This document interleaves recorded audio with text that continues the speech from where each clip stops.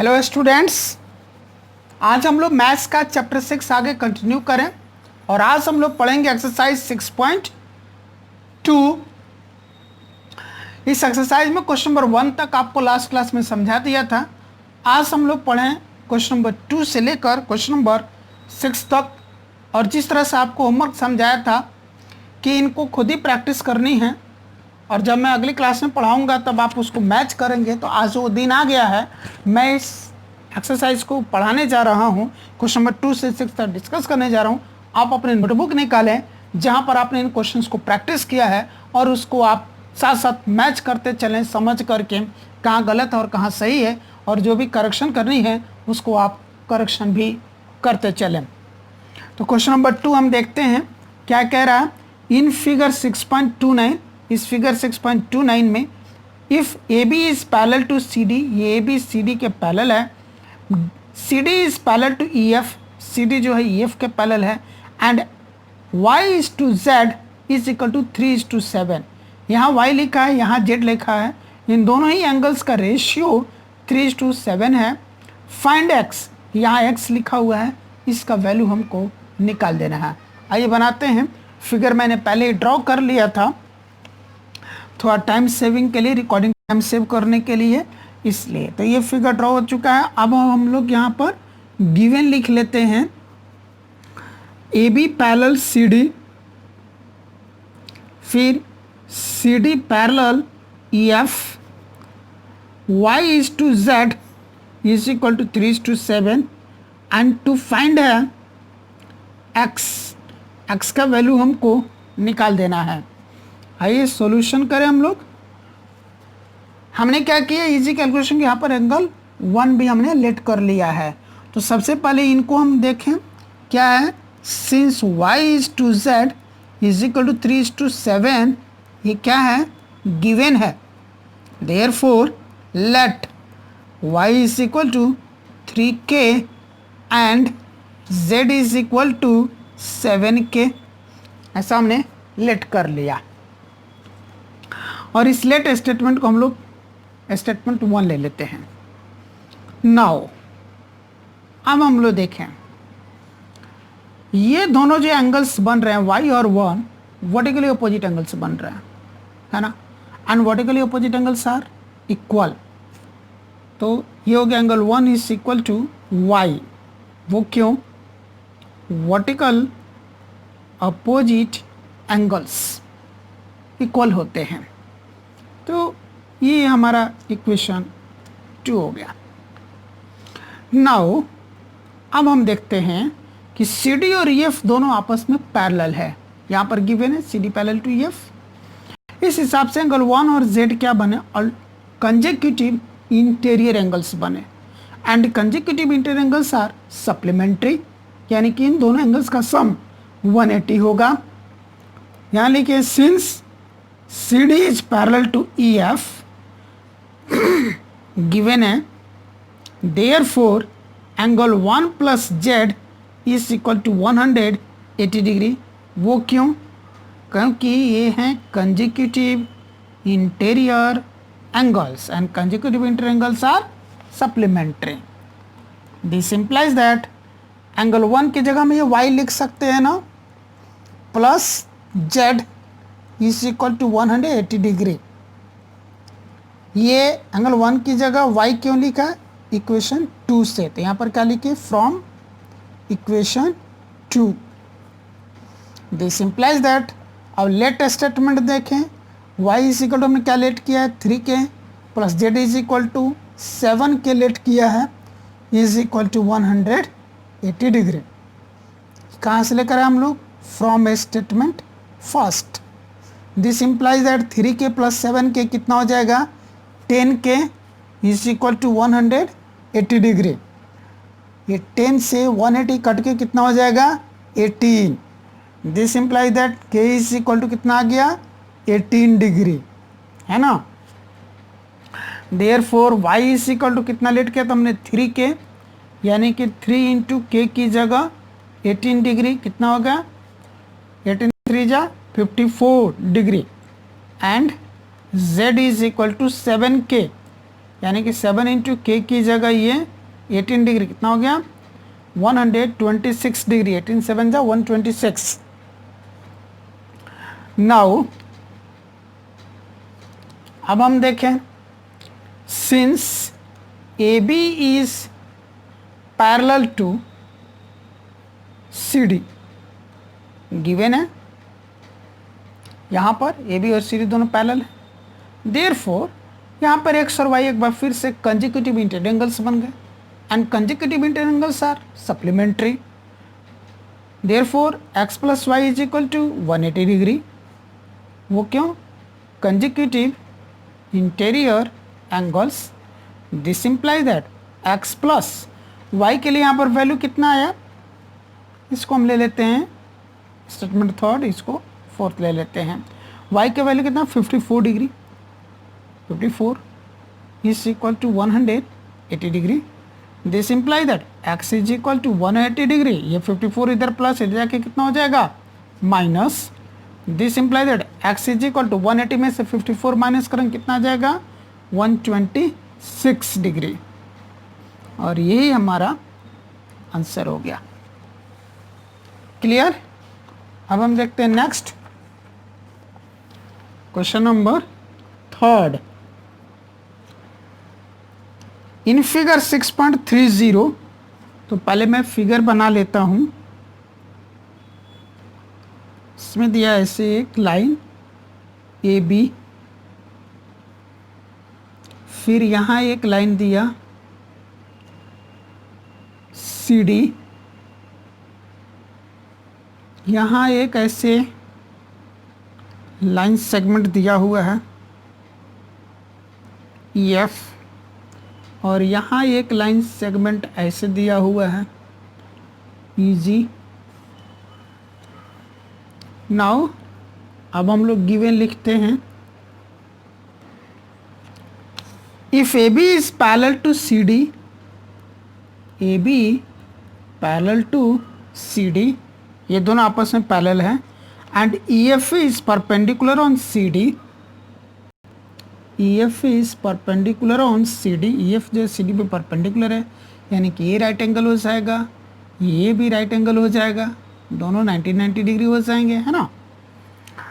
And angle G E D, angle G E D is equal to 126 degree, G E D यानी कि ये वाला पूरा angle कितना है 126 डिग्री है। Find angle, to find A G E, यानी कि ये वाला एंगल हमको निकाल देना है, angle A G E is equal to कितना होगा। देन है एंगल जी ई एफ, यानी कि ये वाला एंगल, एक ये निकालना है और एक ये निकालना है, जी ई एफ, ये कितना होगा। एंड एंगल एफ जी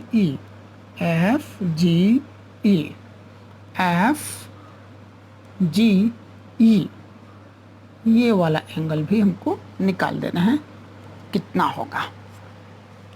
चलिए हम लोग क्या करते हैं, हमेशा इजी कैलकुलेशन के लिए इनके लिए न्यूमेरिकल वैल्यूज ले लेते हैं हम लोग, है ना। तो यहाँ से अगर हम शुरुआत करें, इसको ले लेते हैं 1, इसको ले लेते हैं एंगल 2, इसको ले लेते हैं एंगल 3, है ना, यहाँ से यहाँ तक, और यहाँ से यहाँ तक ये जो है इसको हम लोग ले लेते हैं एंगल 4, है ना। ये एंगल हम 4 ले लिए। उसके बाद दैट्स ऑल, इतना पे हम कैलकुलेट करते हैं। सॉल्यूशन, अभी देखिए ए जी ई एंगल 1, इसको यहाँ पर हम लिख लेते हैं एंगल 1 इज इक्वल टू, और ये है जी ई एफ यानी कि एंगल 3, और ये एफ जी यानी कि एंगल 2, इसको भी यहाँ पर हम लोग मार्क कर लेते हैं। तो 1 3 2 हमको निकालना है। गिवन से स्टार्ट करता हम लोग यहाँ पर। Since EF is perpendicular to CD, EF जो है वो CD पे परपेंडिकुलर है, ये गिवन है। देयरफॉर क्या हो जाएगा, एंगल 4 90 डिग्री हो जाएगा, है ना। Angle 4 is equal to 90 degree. ये हमारा इक्वेशन 1 हो गया। Now angle GED is equal to 126 degree, given है ये। दिस इंप्लाइज दैट GED यानी कि ये वाला एंगल, ये एंगल बना कैसे, 3 और 4 के मिलने से बनेगा ना, यानी कि angle 3 plus angle 4 equal to 126 degree. Angle 3 plus angle 4 equal to 126 degree. This implies that angle 3 plus angle 4 यहाँ कितना है, 90 डिग्री है, इज इक्वल टू 126 डिग्री। ये कहाँ से लेकर आए हम, इक्वेशन 1 से। तो from equation first this implies that angle 3 is equal to 126 degree. 90 इधर प्लस है जाके कितना हो जाएगा, minus. This implies that angle 3 is equal to 126 minus 90 कितना हो जाएगा, 36 डिग्री। कितना हो गया ये, 36 डिग्री। ये एक आंसर हमारा हाजिर हो गया। निकाला था ना एंगल 3 यहाँ पर, ये निकल गया। अब हमको चाहिए कौन सा एंगल, एंगल 1 भी चाहिए। जरा ये देखिए, AB और CD पैरेलल दिया हुआ है, तो उस हिसाब से देखें तो ये G क्या हो गया, ट्रांसवर्सल हो गया ना। तो एंगल 1 और ये वाला जो एंगल है GD, ये दोनों अल्टरनेट इंटरएंगल्स बन गए, एंड अल्टरनेट इंटरएंगल्स आर इक्वल। तो हम क्या लिखें, since AB is parallel to CD given है, therefore angle 1 is equal to angle GED। ये रहा एंगल 1 और ये GED इक्वल हो गए। वो क्यों, alternate interior angles are equal. This implies that angle 1 equal to GED, तो गिवन था ना 126 डिग्री। फ्रॉम गिवन वहाँ से लेकर हम आए इसको, और ये हमारा सेकंड आंसर हाजिर हो गया। अब यहाँ हम लोग देखें तो ये 1 और 2 दोनों लीनियर पेयर बन रहे हैं, एंड लीनियर पेयर है supplementary. Now angle 1 plus angle 2 is equal to 180 degree. वो क्यों, linear pair. This implies that angle 1 कितना आया था यहाँ पर, 126 डिग्री। इसको मेंशन करने के लिए हम लोग क्या ले लें, इसको स्टेटमेंट 2 ले लें, यहाँ 1 लिया था इसको 2 ले लेते हैं, plus angle 2 equal to 180 degree. This implies that, ये कहाँ से लेकर आए हम लोग, from equation 2। This implies that angle 2 is equal to 180 degree. ये 126 इधर प्लस इधर के कितना हो जाएगा, माइनस हो जाएगा। This implies that angle 2 is equal to, अब माइनस करें, बोरो ले ले इधर से 10 हो जाएगा, 10 माइनस 6 4, यहाँ कितना बचा 7 7 माइनस 2 5 1 माइनस 1 0, 54 डिग्री। यानी कि angle 2 is equal to 54 degree. ये हमारा आंसर हो गया। अब हम लोग चलें नेक्स्ट क्वेश्चन पर, क्वेश्चन नंबर 4।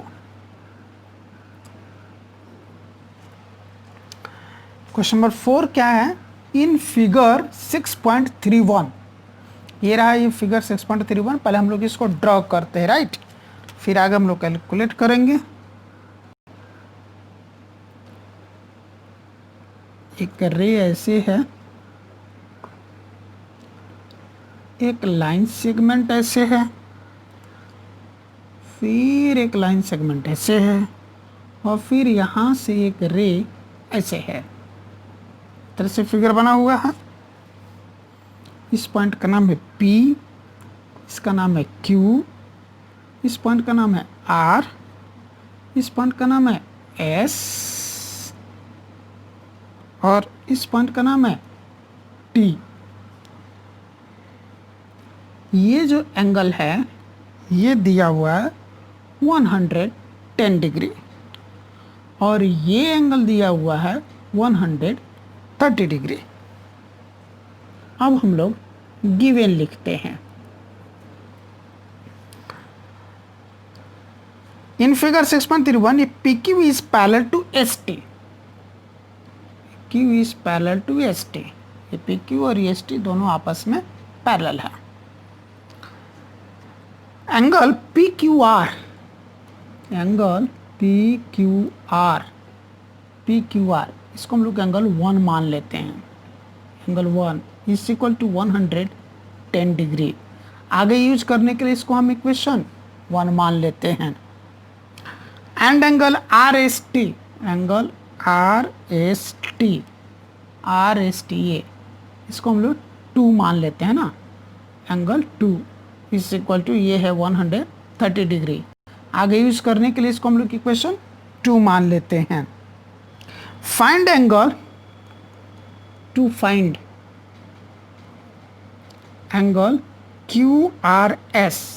QRS यानी कि ये वाला एंगल हम लोग को निकालना है। इसको हम लोग एंगल 3 मान ले रहे हैं, यानी कि एंगल 3 हमको निकाल कर लाना है। अब इसके लिए हमको एक कंस्ट्रक्शन की ज़रूरत पड़ेगी। तो R से हम लोग क्या करें, एक लाइन ले लेते हैं जो PQ और ST दोनों के पैरेलल हो, ऐसे। इसका नाम हम लोग लिख लिया जाए XY। तो क्या लिखे हम लोग कंस्ट्रक्शन में, draw XY parallel to PQ parallel to ST। इन दोनों, ये दोनों तो पहले से आपस में पैरेलल, उन दोनों का पैरेलल इसको ले लिया हमने। ठीक है जी। अब इसको हम लोग एंगल 4 मान लेते हैं और इसको हम लोग एंगल 5 मान लेते हैं। ठीक है। अब हम लोग फिर सॉल्यूशन करते हैं। Since PQ is parallel to XY, वो कैसे जी, बाई कंस्ट्रक्शन। देयरफॉर जब ये दोनों पैरेलल तो क्या जाएगा, एंगल 1 और एंगल 5 कंसेक्यूटिव इंटीरियर एंगल्स बनेंगे and consecutive interior angles are supplementary, यानी कि इन दोनों का सम 180 डिग्री होगा। तो angle 1 plus angle 5 is equal to 180 degree.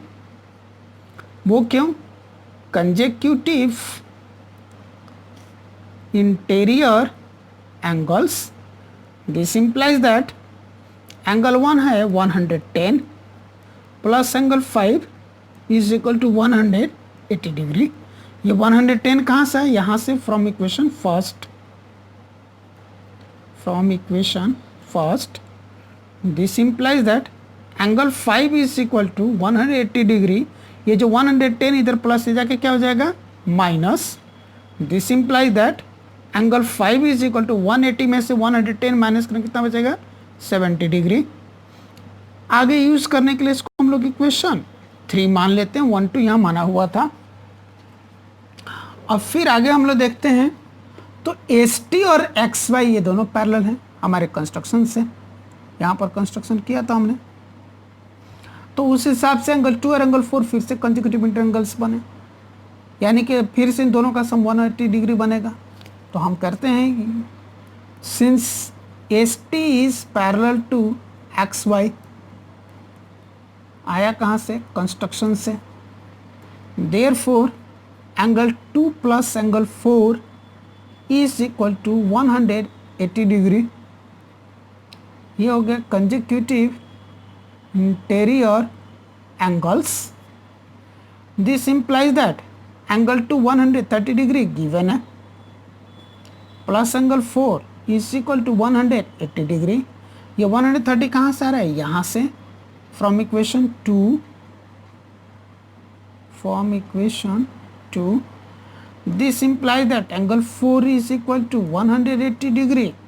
ये 130 डिग्री इधर प्लस है जाके क्या हो गया, minus. This implies that angle 4 is equal to 50 degree. ये आगे यूज करने के लिए इसको हम इक्वेशन 4 मान लेते हैं।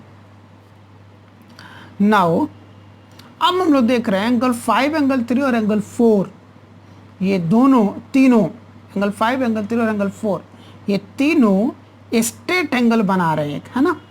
तो तीनों का सम कितना हो जाएगा 180, angle 5 plus angle 3 plus angle 4 is equal to 180 degree. वो क्यों? स्ट्रेट एंगल है ना, straight angle. This imply that angle 5 यहाँ पर आया था 70 डिग्री, एंगल 3 नहीं मालूम है, बट एंगल 4 आया था यहाँ पर 50 degree is equal to 180 degree. ये कहाँ से आए दोनों? From third and fourth, from third and fourth. This implies that angle 3 is equal to 180, 70 degree इधर प्लस है, इधर जाकर माइनस हो गया, 50 डिग्री प्लस है, वो भी जाकर माइनस हो गया। This imply that angle 3 is equal to कितना होगा? 180 माइनस 70 110, 110 माइनस 50 60। और यही एंगल 3 हम लोगों को कैलकुलेट करने के लिए बोला गया था। यहाँ पर ये एंगल 3 यहाँ पर निकल गया 60 डिग्री और ये हमारा आंसर हो गया। अब हम लोग देखते हैं क्वेश्चन नंबर 5।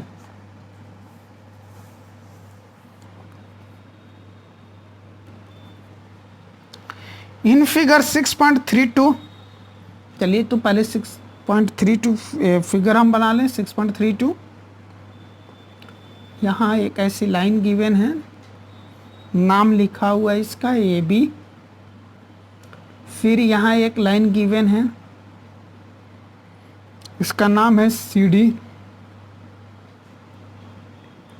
ऐसे एक लाइन सेगमेंट है और एक लाइन सेगमेंट ऐसे है। इस पॉइंट का नाम P है, इस पॉइंट का नाम Q है, इस पॉइंट का नाम R है। ये एंगल 50 डिग्री गिवन है, ये एंगल 127 डिग्री गिवन है और ये एंगल X है, ये एंगल Y है। अब क्या लिखता है क्वेश्चन में पढ़े? In figure 6.32 given if AB is parallel to CD, AB और CD दोनों पैरेलल हैं, AB is parallel to CD, angle APQ is equal to 50 degree, APQ is equal to 50 degree. इसको हम लोग एंगल 1 मान लेते हैं। तो एंगल 1 यानी कि angle APQ is equal to 50 degree. आगे यूज करने के लिए इसको इक्वेशन 1 ले लेते हैं। And angle PRD, angle PRD आगे यूज करने के लिए हम लोग इसको एंगल 2 मान लेते हैं, इज इक्वल टू 127 डिग्री और इसको इक्वेशन 2 ले लेते हैं आगे यूज करने के लिए। Find X and Y, to find X कितना होगा और Y कितना होगा, ये और ये भी हमको निकालना है और ये भी हमको निकालना है। इसको हम लोग एंगल 3 मान लेते हैं, फिर हम लोग सॉल्यूशन करते हैं। यहाँ देखिए AB और CD ये दोनों क्या है? पैरेलल हैं। इस हिसाब और ये PQ हो जाएगा ट्रांसवर्स। इस हिसाब से एंगल 1 और X दोनों इक्वल हो गए ना, alternative inter angles are equal. तो यहाँ हम लिखेंगे since AB is parallel to CD given है, therefore X is equal to angle 1, X is equal to angle 1। वो क्यों? Alternate interior angles. This imply that X is equal to angle 1 यहाँ पर given है 50 डिग्री। तो ये एक answer हाजिर हो गया हमारा। आगे यूज करने के लिए इसको इक्वेशन 3 ले लेते हैं, क्योंकि 1 और 2 यहाँ पर लिया था और ये 50 डिग्री लाए कहाँ से? हम इक्वेशन 1 से, तो उस चीज़ को भी यहाँ पर मेंशन करेंगे फ्रॉम इक्वेशन फर्स्ट। अब हम देखते हैं यहाँ पर एंगल 2 और 3 क्या बन रहे हैं। ये लीनियर पेयर है ना, लीनियर पेयर से सप्लीमेंट्री, यानी कि इन दोनों का सम 180 डिग्री होगा। Now angle 2 plus angle 3 is equal to 180 degree. वो क्यों? Linear pair. This implies that angle 2 यहाँ पर दिया हुआ 127 degree plus angle 3 is equal to 180 degree. ये 127 कहाँ से लेके? From equation 2। This implies that angle 3 is equal to 180 degree minus 127 degree. 127 degree इधर प्लस है लेफ्ट में, इज इक्वल टू राइट में करके माइनस हो गया। This implies that angle 3 equal to 180 में से 127 माइनस करेंगे कितना आएगा? यहाँ से बोरो ले लेंगे, ये हो जाएगा 10, 10 माइनस 7 3, यहाँ बच जाएगा कितना? 7, 7 माइनस 2 5, 1 माइनस 1 0, यानी कि 53 डिग्री हो गया। आगे यूज करने के लिए इसको हम लोग इक्वेशन 4 मान लेते हैं। नाउ इन ट्रायंगल PQR, इस ट्रायंगल में क्या हो गया? ट्रायंगल के तीनों इंटीरियर एंगल्स का सम 180 डिग्री होता है एंगल सम प्रॉपर्टी से। तो इस हिसाब से ये हो गया y plus x plus angle 3 is equal to 180 degree. वो क्यों? Angle sum property. This implies that y plus x यहाँ निकला था 50 डिग्री प्लस एंगल 3 निकला था हमारा यहाँ पर 53 डिग्री। कहाँ से लेकर हम लोग इसको? From 3 and 4, from equations 3 and 4। This implies that y is equal to 50 plus 53 कितना हो जाएगा? 103 डिग्री। और ये हमारा सेकंड आंसर हो गया। तो x और y दोनों हमारा अब निकल गया। अब हम लोग आगे चलते हैं, क्वेश्चन नंबर 6 बनाते हैं। क्वेश्चन नंबर 6 इन फिगर 6.33। तो पहले हम लोग फिगर बना लें 6.33। ये है PQ, मिरर का साइन बनाया हुआ है यहाँ तो, और फिर ये है RS, इसमें भी मिरर का साइन बना हुआ है, यानी कि PQ और RS दोनों मिरर हैं, दर्पण हैं। यहाँ से एक रे दिया, नाम रखा गया इसका AB।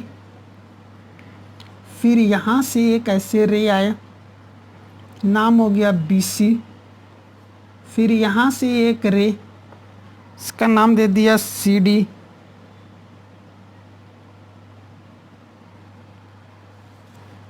अब क्वेश्चन पढ़ते हैं क्या लिखा है और फिर गिवन लिखते हम लोग।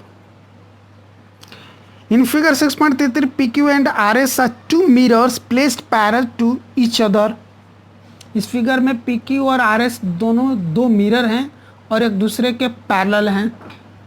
PQ and RS are mirrors. PQ parallel to RS। An incident ray AB strikes the mirror PQ at B. The reflected ray moves along the path BC and strikes the mirror RS at C and again reflects back along CD. एक रे है AB, ये mirror PQ पर incident होती है, यहाँ से टकरा करके रिफ्लेक्ट बैक होती है तो BC के अलॉन्ग जाती है, और जा करके फिर मिरर RS से टकराती है तो फिर से रिफ्लेक्ट बैक होती है तो CD के अलॉन्ग जाती है। आगे लिखता है to prove, TP, to prove AB is parallel to CD। हमें प्रूफ करना है AB is parallel to CD है, ये AB और ये CD आपस में पैरेलल हैं, ये हमको प्रूफ करना है। चलिए अब यहाँ पर हम आपको कुछ कंसेप्ट समझाते हैं, उसको ध्यान से समझिए। ये एक मिरर होता है या कोई भी एक रिफ्लेक्टिंग सरफेस होती है। जब इस रिफ्लेक्टिंग सरफेस पर ऐसे कोई एक रे आकर के फॉल होती है तो उसको हम लोग कहते हैं इंसिडेंट रे, और जब यहाँ से टकरा कर वापस लौटती है तो इस रे को कहते हम लोग रिफ्लेक्टेड रे, और इस प्रोसेस को कहते हैं रिफ्लेक्शन। जिस पॉइंट पर इंसिडेंट रे आकर के फॉल हुए थे उसको कहते हैं point of incidence, point of incidence. इस पॉइंट ऑफ इंसिडेंस पर जब हम लोग एक परपेंडिकुलर डालते हैं तो इसको कहते हैं नॉर्मल।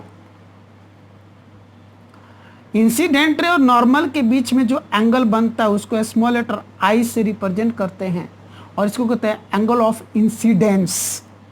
उसी तरह रिफ्लेक्टेड रे और नॉर्मल के बीच में जो एंगल बनता है उसको हम लोग स्मॉल लेटर आर से रिप्रेजेंट करते हैं और इसको कहते हैं एंगल ऑफ रिफ्लेक्शन। क्या कहते हैं इसको? Angle of reflection. And angle of incidence is equal to angle of reflection. ये लॉज ऑफ रिफ्लेक्शन है, लॉज ऑफ रिफ्लेक्शन, परावर्तन के नियम। इसके हिसाब से होता है angle I is equal to angle R, यानी कि angle of incidence is equal to angle of reflection. ये दोनों के दोनों एंगल इक्वल होते हैं। यही काम यहाँ भी हो रहा है, रिफ्लेक्शन कहीं हो रहा है, तो इसी कंसेप्ट का यूज हम लोग यहाँ पर करेंगे। इस रे ए बी आकर के जो रे ए बी है वो मिरर पी क्यू पर फॉल करते हैं पॉइंट बी, यानी कि पॉइंट बी क्या होगा? पॉइंट ऑफ इंसिडेंस हो गया। यहाँ पर अगर हम लोग एक परपेंडिकुलर डाल दें, से फॉर एग्जांपल बी, तो ये नॉर्मल हो गया और ये बी सी जो है रिफ्लेक्टेड रे है। तो इस इंसिडेंट रे ए बी और नॉर्मल के बीच में यहाँ पर जो ये एंगल बन रहा है, से फॉर एग्जांपल एंगल 1, और इस नॉर्मल और रिफ्लेक्टेड रे के बीच में यहाँ पर एक एंगल बन रहा है एंगल 2। ये एंगल ऑफ इंसिडेंस हो गया, एंगल ऑफ रिफ्लेक्शन हो गया। ये दोनों के दोनों एंगल्स आपस में इक्वल होंगे। ठीक इसी तरह से यहाँ पर आर एस पर बी सी जो है इंसिडेंट हो रही है, तो सी हो गया पॉइंट ऑफ इंसिडेंस। यहाँ पर हम लोग एक परपेंडिकुलर अगर ड्रॉ करते हैं, से फॉर एग्जांपल सी एफ, तो ये नॉर्मल कहलाएगा। ये इंसिडेंट और नॉर्मल के बीच में यहाँ पर जो एंगल बन रहा है एंगल 3, ये एंगल ऑफ इंसिडेंस हो गया। ठीक उसी तरह इस नॉर्मल और इस रिफ्लेक्टेड रे के बीच में यहाँ पर जो एंगल बन रहा है एंगल 4, ये हो गया एंगल ऑफ रिफ्लेक्शन। और लॉज ऑफ रिफ्लेक्शन के हिसाब से I is equal to R, यानी कि angle 3 is equal to angle 4, तो यहाँ पर ये दोनों एंगल आपस में इक्वल हो गए। फिर है पी क्यू और आर एस पैरेलल गिवन है।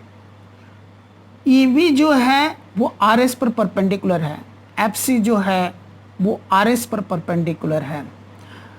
दोनों पैरेलल लाइंस पर, ये दोनों लाइंस परपेंडिकुलर हैं, इसका अर्थ है ये दोनों के दोनों आपस में पैरेलल हो जाएंगे, यानी कि B is parallel to C F and B is parallel to, जब सी एफ होगा तो बी सी उसके लिए क्या होगा? ट्रांसवर्सल हो गया। उस हिसाब से एंगल 2 और एंगल 3 क्या हो गया जी? अल्टरनेट इंटर एंगल्स हो गए, and alternate inter angles are equal.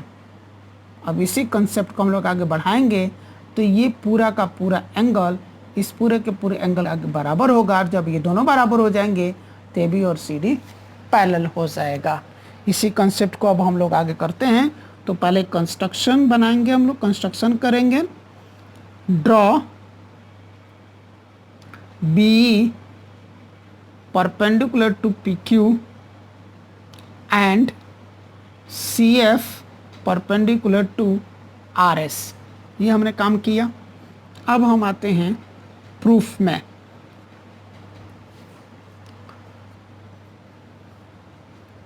For mirror P Q, mirror P Q के लिए ए बी इज इंसिडेंट रे,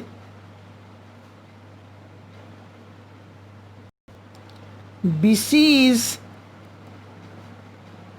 reflected ray, B is normal,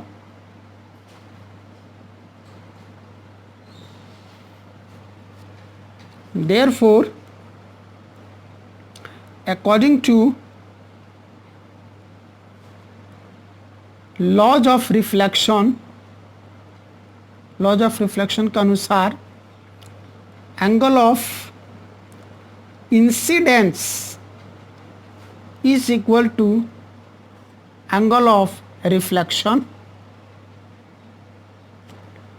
this imply that angle of incidence हो गया यहाँ पर angle 1 और एंगल ऑफ रिफ्लेक्शन हो गया angle 2 is equal to half of. जब ये दोनों इक्वल हो गए तो इस पूरे एंगल के आधा हो जाएंगे, half of angle A B C. इस पूरे एंगल के ये हाफ हो जाएंगे और इसको हम ले लेंगे इक्वेशन 1. सिमिलरली ठीक इसी तरह for mirror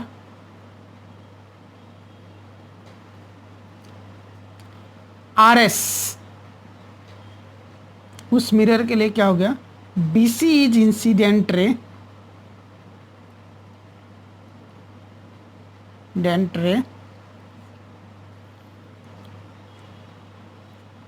C D is reflected रे,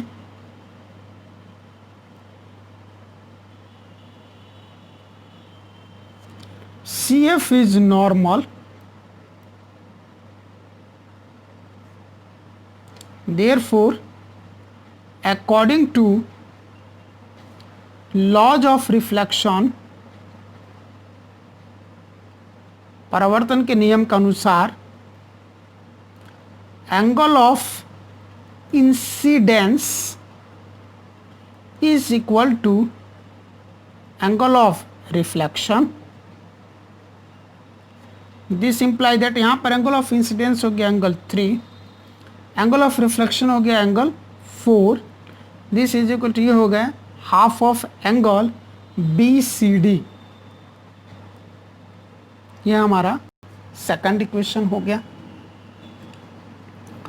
नाउ सिंस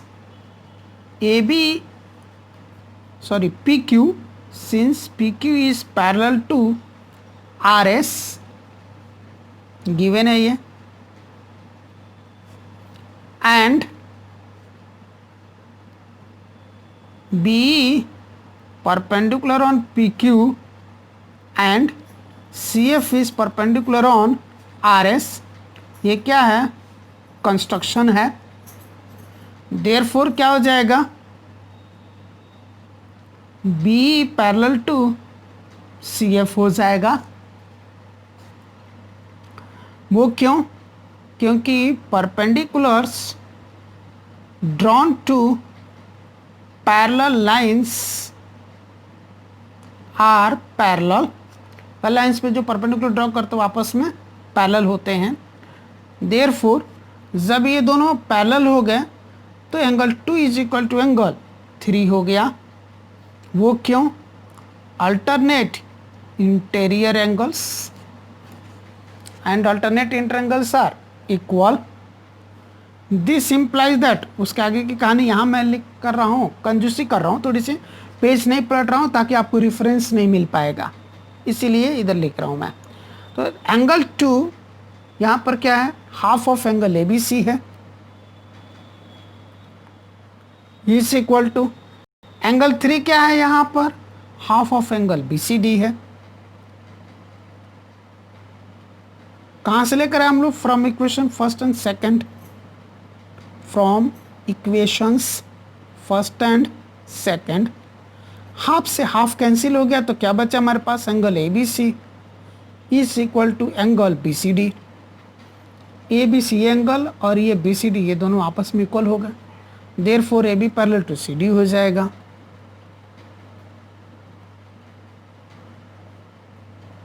वो क्यों, as alternate interior angles are equal, क्योंकि अल्टरनेट एंगल्स क्या हैं, इक्वल हैं.